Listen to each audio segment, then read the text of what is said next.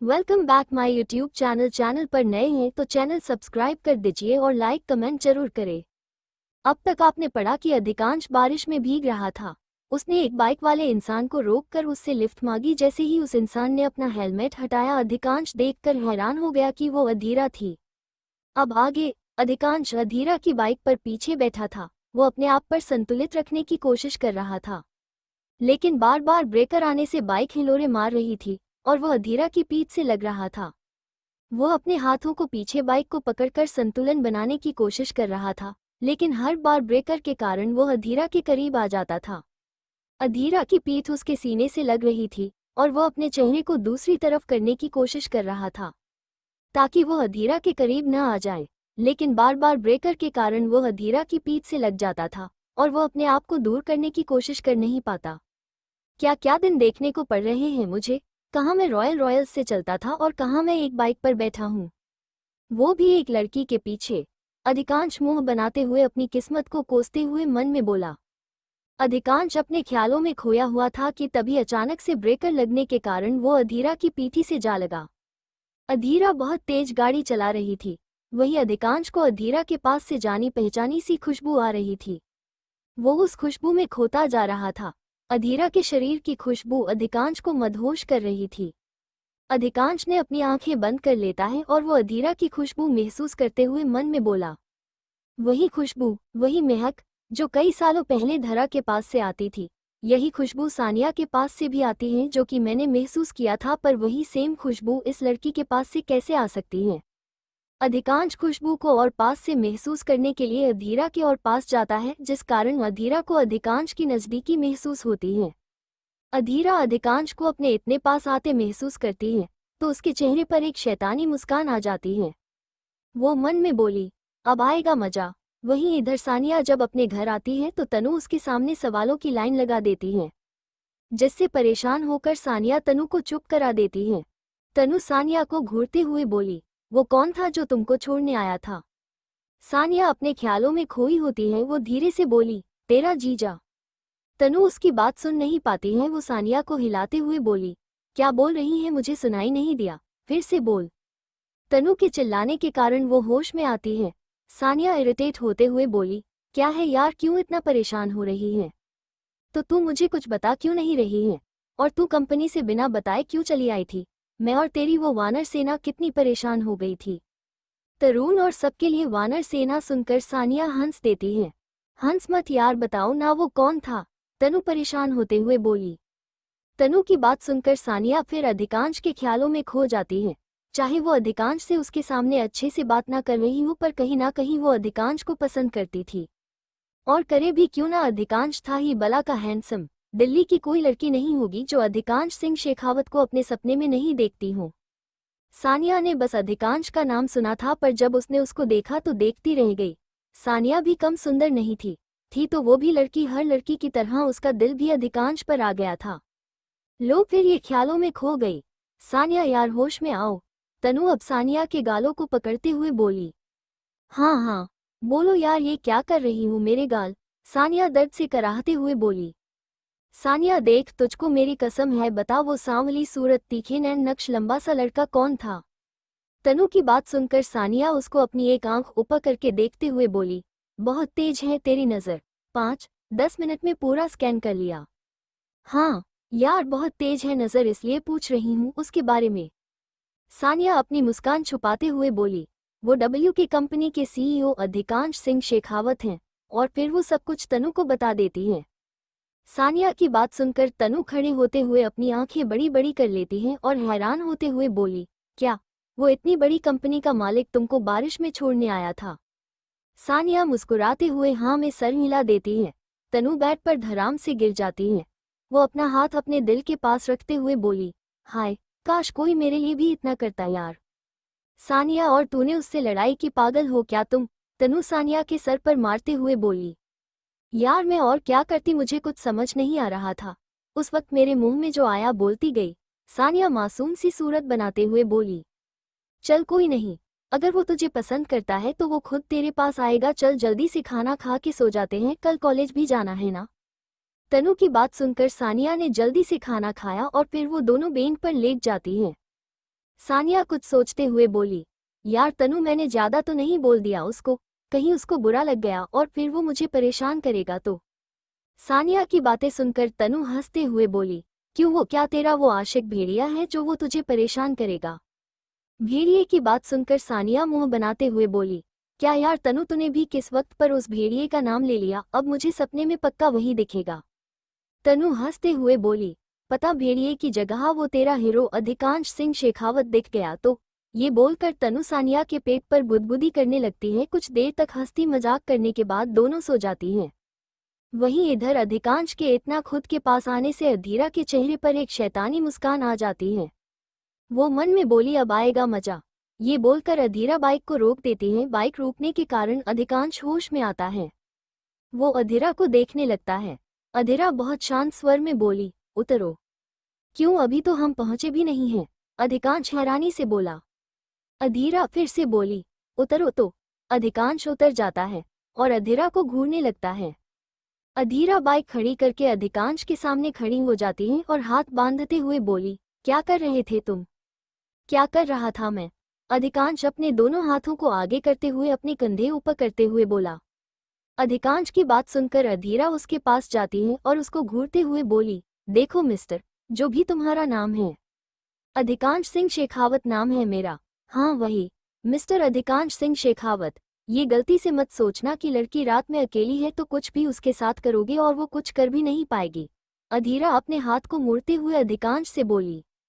अधीरा की बात सुनकर अधिकांश अधीरा के आगे पीछे देखने लगता है और फिर इधर उधर देखने के बाद मुंह बनाते हुए बोला, कहाँ है लड़की? मुझे तो कहीं नहीं दिख रही है। लड़की? अधिकांश अधीरा का मजाक बनाते हुए बोला, क्योंकि वो एक लड़के की तरह रहती है। अधीरा को समझते देर नहीं लगी कि अधिकांश उसके पहनावे का मजाक बना रहा है। अधीरा को गुस्सा आ रहा था। वो कुछ बोलती उससे पहले अधिकांश हंसते हुए बोला, पहले खुद की शक्ल देखो जाके, लड़की कौन बोलेगा कि तुम लड़की हो? ना कपड़े पहनने का ढंग, ना बात करने की तमीज, और तुमको लगता है कि मैं तुम्हारे साथ कुछ करूँगा?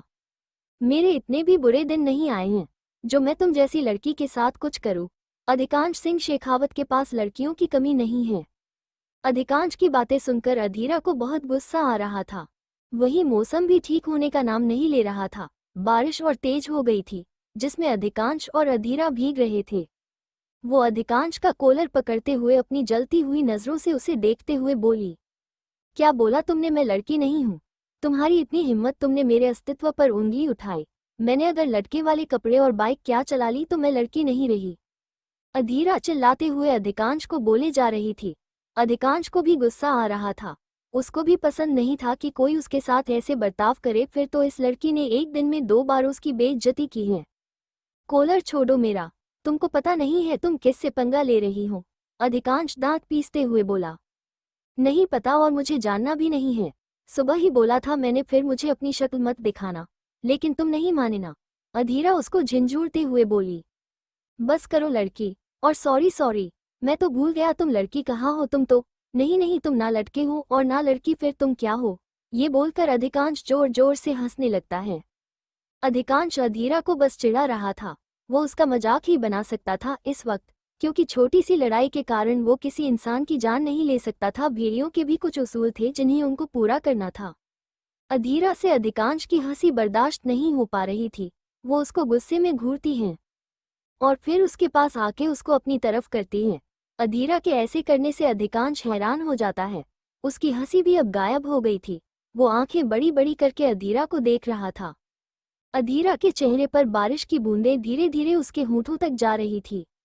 वो अपनी खा जाने वाली नजरों से अधिकांश से बोली, अब तुमको पता चलेगा कि मैं लड़का हूं कि लड़की। अधिकांश को उसकी बात समझ नहीं आई। जब तक वो कुछ बोलता तब तक अधीरा ने अपने होंठ अधिकांश के होठों पर रख दिए।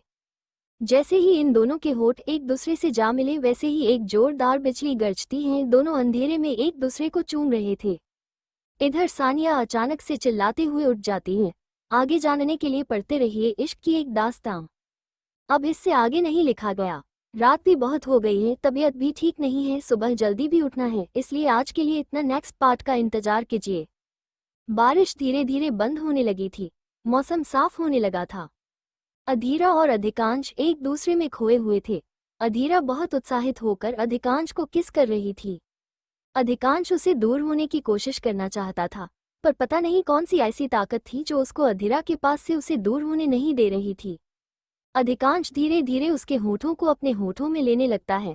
उसके हाथ खुद ब खुद अधीरा की पतली कमर पर चल रहे थे। अधिकांश अधीरा की खुशबू में खो रहा था। उसकी आंखें बंद हो जाती हैं। जैसे वो आंखें बंद करता है, वैसे उसको कुछ अजीब सा दिखने लगता है। सफेद चित्र में वो किसी लड़की की लाश को खोद में लिए जोर से चिल्लाता है। तभी उसको पीछे से आके कोई एक खंजर मार देता है और वो वहीं बेहोश हो जाता है। जैसे ही उसने ये देखा, वो झट से अपनी आंखें खोल देता है और अधीरा से दूर हो जाता है। इधर सानिया जोर से चिल्लाते हुए उठ जाती है। तनु भी उसके चिल्लाने से जल्दी से उठ जाती है। वो लाइट ऑन करती है तो देखती है कि सानिया तेज तेज सांसें ले रही है। उसका पूरा चेहरा पसीने से लथपथ है। तनु उसके पास आती है और उसको पानी देती है। पानी पीने के बाद सानिया कुछ शांत होती है। क्या हुआ सानिया, कोई बुरा सपना देखा क्या? तनु उसको देखते हुए बोली। हाँ तनु, बहुत बुरा सपना था। ऐसा सपना मैंने आज तक नहीं देखा। क्या देखा सपने में? तनु सानिया से बोली। मैंने देखा कि मैं एक लड़के के साथ फूलों के बगीचे में हूँ। हर जगह फूल ही फूल। सूरजमुखी के फूल खिले थे। गुलाबे के फूलों की खुशबू पूरे बगीचे को महका रही थी। मैं उस लड़के की बाहों में बैठी थी। उसके शरीर से आती खुशबू मुझे मदहोश कर रही थी। वो मेरे बालों की लत से खेल रहा था कि। इतना बोलते ही सानिया रुक जाती है। फिर क्या हुआ सानिया? तनु बड़ी बेसब्री से पूछती है। फिर तनु, मुझे एक तीर मेरे यहाँ आके लगता है। सानिया अपने सीने पर उंगली करते हुए बोली। क्या? हाँ तनु, वो तीर यही लगता है आके, सानिया घबराते हुए बोली। फिर तनु उत्साहित होते हुए पूछती है। मैं उस लड़के के ही बाहों में गिर जाती हूँ। मेरा सफ़ेद सूट पूरा मेरे खून की वजह से लाल हो जाता है और मैं वही अपना दम तोड़ देती हूँ। मुझे मरते देखकर वो लड़का मुझे अपनी बाहों में लेते हुए जोर से चिल्लाता है। तभी पीछे से उसको भी कोई खंजर मार देता है। इतना बोलकर सानिया चुप हो जाती है और फिर तनु सानिया को देखते हुए बोली। तभी मैं चिल्ला कर उठ जाती हूँ। बाप रे बाप, कैसा भयानक सपना देखती हो तुम सानिया। इसलिए बोलती हूँ कि सोते वक्त भेड़िए के बारे में मत सोचो। सानिया इरिटेट होते हुए बोली। यार तुम घूम फिर के भेड़िए पर क्यों आ जाती हो? इसलिए क्योंकि भेड़िए जैसा कुछ नहीं होता है, समझी तुम? ठीक है यार, मुझे नींद आ रही है। ये बोलकर सानिया फिर से सोने की कोशिश करती है। इधर अधिकांश गुस्से से अधीरा को देख रहा था। वही अधीरा के चेहरे पर एक शैतानी मुस्कान थी। वो अधिकांश के पास आई और अपनी एक उंगली उसके चेहरे पर फेरते हुए बोली। अब तुमको पता चल गया होगा कि मैं कौन हूँ। अधिकांश को उसमें कुछ गड़बड़ लगने लगी थी। वो उसको शक भरी नजरों से देख रहा था। अधिकांश उसके बालों को पीछे से कसकर पकड़ लेता है और उसके चेहरे को अपने चेहरे के पास लाकर बोला। तुम्हारी हिम्मत कैसे हुई मुझे किस करने की? ये तुमने अच्छा नहीं किया लड़की। अभी तक मैं तुम्हें बच्ची समझकर छोड़ रहा था, पर अब नहीं। अधिकांश की आंखें लाल हो गई थी। उसकी आवाज भयानक हो गई थी। उसके दांत बाहर आने लगे थे। वहीं अधीरा के चेहरे पर दर्द साफ दिख रहा था। उसके चेहरे पर दर्द और डर से मिले जुले भाव थे। अधिकांश का भेड़िया वाला रूप बाहर आ रहा था, जिसे देखकर अधीरा का चेहरा डर से पीला पड़ रहा था। वो अपनी लाल लावा जैसी आंखों से अधीरा के पास आ रहा था। उसने अपने नुकीले दांत उसकी गर्दन पर रखा और उसकी गर्दन को काट लिया। वहीं दर्द से अधीरा के मुंह से जोर चीख निकली। तभी अधिकांश को होश आ जाता है। वो देखता है कि अधीरा उसके सामने खड़ी अपने दोनों हाथों को उसके चेहरे के सामने किए बोल रही है। अधिकांश को एहसास होता है कि वो सपना देख रहा था। वो मन में बोला, क्या मैं सपना देख रहा था? मतलब मैंने अभी तक इस लड़की को सबक नहीं सिखाया है। वो अपने ख्यालों में खोया था कि अधीरा ने उसके बाह पर चुटकी काटी और बोली, पागल हो क्या, खुद ही में बातें कर रही हो? देखो मिस्टर, मेरा तुमसे कोई मतलब नहीं है। तुमने मुझे मजबूर किया था किस करने पर। अब आज के बाद अपनी ये बंदर जैसी शक्ल मुझे मत दिखाना, समझे? वरना आज तो तुम्हें किस किया है, अगली बार कहीं कुछ और ना कर दूं। ये बोलकर वो हंसते हुए अपनी बाइक पर बैठ जाती है। बारिश बंद हो गई थी, इसलिए उसने हेलमेट की जगह अपनी ब्लैक रंग की जो हुडी पहनी थी उसकी केप वो लगा लेती है, जिस कारण अब उसका चेहरा भी नहीं दिख रहा था। वो अपने दो उंगली अपने माथे की तरफ ले जाके फिर उसको दूर करती है और वहां से चली जाती है। वहीं अधिकांश बेवकूफ़ों की तरह मुंह खोले उसको जाते हुए देख रहा था। फिर खुद के सर पर मारते हुए बोला, इस लड़की ने दूसरी बार तुझे मात दी है अधिकांश। क्या हो जाता है तुझे जब ये सामने आती है? तू क्यों इससे कुछ नहीं बोल पाता है? तू तो कभी किसी से नहीं हारता है, तो इसके सामने आते ही तेरा मुंह क्यों बंद हो जाता है? कुछ तो है इस लड़की में जो पता लगाना होगा तुझे। मेरी किस भी ले गई, अभी तक मैंने सानिया को किस नहीं किया था। चुड़ैल कहीं कि मुझे बंदर बोलती है, किस एंगल से मैं इसको बंदर दिखता हूँ? अधिकांश बेचारा सा मुंह बनाते हुए बोला। अब बस बहुत हुआ, मैं अब किसी से लिफ्ट नहीं मांगूंगा, मैं वुल्फ किंग हूँ। अधिकांश सिंह शेखावत। अधिकांश इधर उधर देखता और फिर भेड़िए वाले रूप में आ जाता है और वहां से चला जाता है। इधर जंगल के पास एक पुरानी खंडहर हवेली के अंदर हजारों के चमगादड़ ऊपर छत से लटके हुए थे। पूरे हवेली में अंधेरा था, जिस कारण बस उन चमगादड़ों की लाल आंखें दिख रही थी। तभी वहां पर उड़ते हुए बाहर से एक चमगादड़ आता है और देखते ही देखते वो एक इंसान बन जाता है। उसको इंसान बनाते देखकर और चमगादड़ भी जमीन पर आते हैं और इंसान बन जाते हैं। उस इंसान ने आज भी काले रंग की हुडी पहनी हुई थी और उसके पीछे खड़े लोग भी काले रंग की हुडी पहनी थी। वो चमगादड़ अपने लीडर जो अभी बाहर से आया था उसको ग्रीट करते हैं। वो जोर जोर से चिल्लाते हुए उस इंसान के सामने बोलते हैं जो अभी बाहर से आया था, अंधकार की जय हो, अंधकार की जय। वो लोग चिल्लाते हुए बोले। तभी उसके लीडर ने अपना हाथ ऊपर किया, जिससे वो लोग चुप हो जाते हैं। वो लोग कहाँ हैं? वो लीडर बोला। उसकी बात सुनकर कुछ लोग सामने आते हैं। ये वही लोग थे जो उस दिन सानिया को परेशान कर रहे थे। वो लोग उस लीडर के सामने खड़े हो जाते हैं और सर झुकाते हुए बोले, अंधकार की जय हो। वो इंसान हाँ में सर हिला देता है और फिर बोलता है, तुम लोगों ने आज बहुत अच्छा काम किया है, हम बहुत खुश हैं तुम्हारे काम से। ऐसे ही हमारे मकसद में हमारी मदद करो तो बहुत जल्द हम अपने मकसद में कामयाब हो जाएंगे। और फिर वो दिन दूर नहीं जब हम। इतना बोलते ही वो जोर जोर से हंसने लगता है। उसकी हंसी सुनकर वहाँ और लोग भी हंसने लगते हैं। बस 3 महीने बाद वो रात आने वाली है, जिस रात का हमें 100 सालों से इंतजार था। फिर से वही युद्ध शुरू होने वाला है, जिसे अधिकांश सिंह शेखावत ने अपने प्यार की बलि देकर चुकाया था। इतना बोलकर वो लोग जोर जोर से हंसने लगते हैं। आगे जानने के लिए पढ़ते रहिए इश्क की एक दास्तां। To be continue.